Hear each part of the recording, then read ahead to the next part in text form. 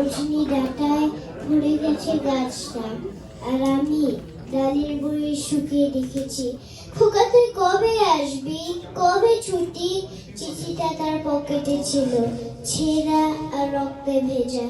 মাগো, ওরা বলে সবার কথা কেড়ে নেবে, তোমার কোলে শুয়ে গল্প শুনতে দেবে না। বলো মা, তাই কি হয়?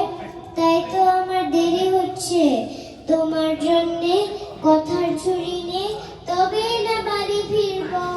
লক্ষ্মী মা, রাগ করো না, মাত্র তোমার কথা দিন। পাগল ছেলে, মা পরে আর হাসে, তোর উপর রাগ করতে পারি? নারকেলের চিড়ি কুটে উড়কি ধানের মুরগি ভাজে, এটা সেটা আরো কত কি। তার খোকা যে বাড়ি ফিরবে, ক্লান্ত খোকা।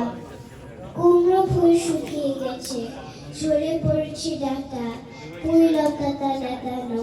খোকা এলি, ঝাপসা চোখে মা তাকায় উঠানে উঠানে, যেখানে খোকার সব শকুনিরা ব্যবচ্ছেদ করে। এখন মার চোখে চৈত্রী রোদ পুড়িয়ে দেয় শকুনিদের। তারপর দাওয়ায় বসে মা আবার ধান ভানে, মিন্নি ধানের খোল ভাজে। খোকা তার কখন আসে, কখন আসে। এখন তোর চোখে শিশির ভোর, স্নেহের রোদে ফিটে পড়েছে।